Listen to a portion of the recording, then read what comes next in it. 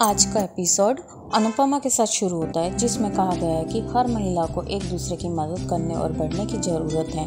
वे महिलाओं से अपने प्रतिभा दिखाने के लिए कहती है। वे कहती है कि चाहे हमें घर में कुछ भी करना पड़े, चाहे हमें टिफ़िन बना के भेजना पड़े, चाहे हमें पापड़ बेलना पड़े, हमें कुछ भी करना पड़े, लेकिन अपने लिए कुछ ना कुछ करना चाहिए। उन्हें अपनी प्रतिभा को निखारना चाहिए, खुद को बेहतर बनाने और अपने सपनों को पूरा करने के लिए जो कुछ भी करना चाहिए वह उन्हें करना चाहिए। वह और अनुज की कंपनी उनकी मदद के लिए आगे है। अनुज ताली बजाते हैं, जिसके बाद सभी लोग ताली बजाते हैं। अनु का कहना है कि अनुज ताली का हकदार है, मैं नहीं, और जिसके बिना वह यहाँ पहुँच ही नहीं सकती थी। उसकी दोस्त देविका, जिसकी वजह से वह यहाँ पे है और घर से बाहर निकलने की हिम्मत दिखाई है।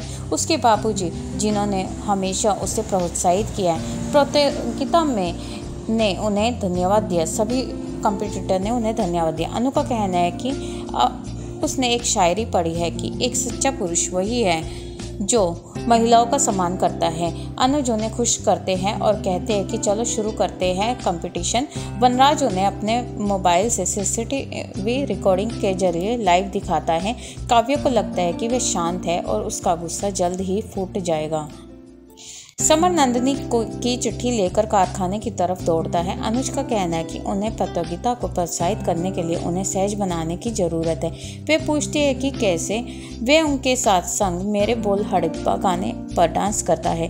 किंजल देवी का बाबू जी और जी के उनके साथ हैं। समर कारखाना पहुंचता है।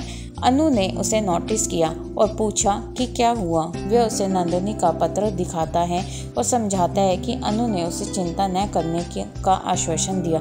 वे नंदिनी को ढूंढ लेंगे। अनुज उनकी बातें सुनकर कहता है कि वे नंदिनी को ढूंढ लेंगे और समर के साथ चले जाते हैं और अनु को कंपटीशन का ख्याल रखने के लिए कहती है, लेकिन अनु बहुत परेशान होती है और अनु सोचती है कि मुझे समर के पिता वनराज को बता देना चाहिए कि समर और नंदिनी मुसीबत में हैं और समर उसे ढूंढने गया है। तभी अनु वनराज को फ़ोन करती है, लेकिन अनु ने वनराज को फ़ोन किया, लेकिन दूसरी तरफ वनराज अपने कैफ़े के किराने के सेल्समैन के साथ बिजी था। किराने वाला उसे बोल रहा था कि उसकी और आज की डिलीवरी का सामान ले लो और पैसे आज की आज ही देने पड़ेंगे। लेकिन वनराज कहता है कि हमारी तो डील हुई थी कि महीने बाद हम पैसा देंगे या हिसाब करेंगे।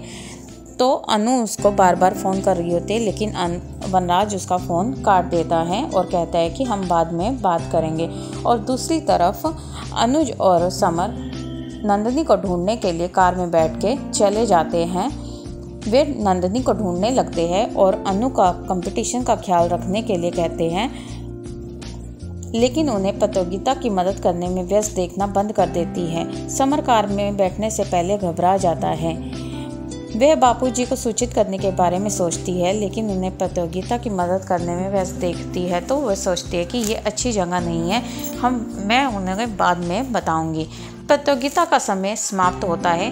बापूजी अनुज को प्रतियोगिता को जज करने के लिए अनुज को बुलाने के लिए कहते हैं।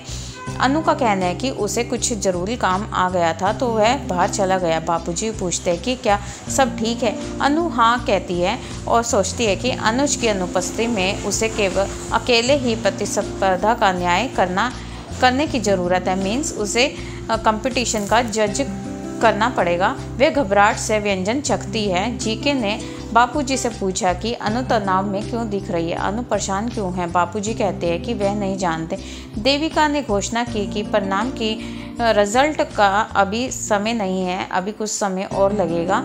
अनु को अनुज का संदेश मिलता है कि वह नंदिनी की चिंता ना करे। अनुज समर से कहता है कि उसे चिंता करने की ज़रूरत नहीं है, क्योंकि उसके आदमी नंदिनी की खोज कर रहे हैं और हम लोग भी खोज कर रहे हैं और मैं समर का ध्यान रखूंगा। घर पर काव्या रोहन का नाम अभी भी अपनी फ्रेंड लिस्ट में देखती है। वनराज पूछता है कि रोहन कौन है।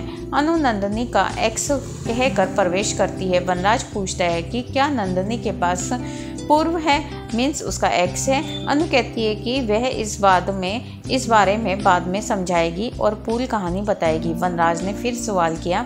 बापूजी कहते हैं कि आइए इसके बारे में बाद में चर्चा करेंगे और पहले नंदिनी को खोजते हैं, मीन्स ढूंढते हैं। वनराज समर को फ़ोन करता है, लेकिन अनुज फ़ोन उठाता है और कहता है कि वे अभी भी नंदिनी को ढूंढ रहे हैं।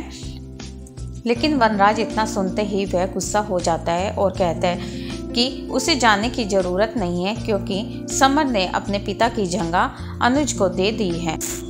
लेकिन तभी अनु कहती है कि मैंने भी तुम्हें पहले ही कहा था कि जब भी समर और नंदनी आपसे मदद मांगे तो बिना शर्त के, बिना कोई सवाल जवाब के उनकी मदद कर देना। वनराज की बहस जारी रखता है।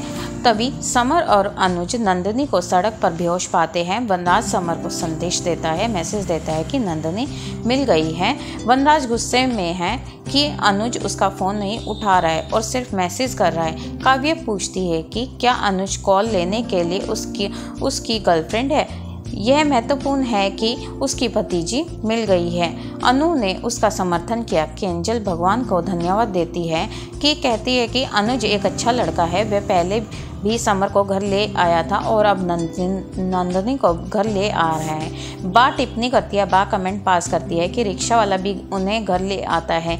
इसका ये मतलब नहीं है कि हम रिक्शा वाले की ही आरती उतारेंगे। बापूजी कहते हैं क्यों नहीं उतारेंगे, अगर रिक्शा वाला भी उनकी मदद करता है, उनको घर लेके आता है तो हम रिक्शा वाले की भी आरती उतारेंगे।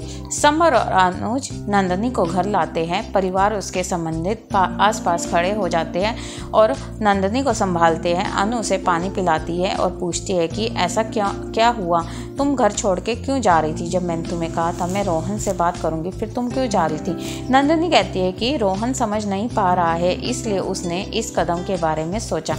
काव्य पूछती है कि वे जीर्ण शीर्ण अवस्था में क्यों है, मीन्स वो इस अवस्था में क्यों है। नंदनी का कहना है कि रोहन ने उसे अपनी कार में अपहरण करने की कोशिश की और वे भाग गई, सड़क पर बेहोश हो गई। वनराज अनु पर चिल्लाता है और उसे उस स्थिति का दोषी ठहराता है और कहता है कि अगर उसने उसे पहले ही बता दिया होता तो बच्चे इस स्थिति में नहीं होते। अनुज को गुस्सा आता है लेकिन वह खुद पर काबू रखता है, कंट्रोल करता है। अनु का कहना है कि उसने आज उसे बताया था, उसने बताने की कोशिश की थी। वह चिल्लाता है कि उसने पहले क्यों नहीं बताया था, उसने पहले क्यों फ़ोन नहीं किया था। समर का कहना है कि उसने और नंदनी ने मम्मी को बताने से रोका था। वनराज का कहना है कि उसने अपने पिता की अजनबी बना दिया है और अपनी जगह किसी और को दे दी है। अनुज कहते हैं कि यह समर की गलती नहीं है, मैंने तो समर और अनु की बात सुन ली थी, इसलिए मैं उनकी मदद कर रहा था। वनराज कहता है कि यह मेरा एक पारिवारिक मामला है, तुम इसमें हस्तक्षेप मत करो, दखल मत दो। अनुज ने माफ़ी मांगी। नंदनी कहती है कि यह उसकी गलती है कि उसने रोहन की प्रतिक्रिया के डर से परिवार को सूचित नहीं किया, खास करके बा को देख के कि बा इस बात को नहीं समझ पाएगी कि मेरा कोई एक्स है। समर का कहना है कि मम्मी को उनकी गलती के लिए दोषी नहीं ठहराया जा सकता, गलती हमने की है तो मम्मी को आप क्यों गुस्सा कर रहे हो, मम्मी को क्यों सुना रहे हो। बापूजी अनुज को बैठने के लिए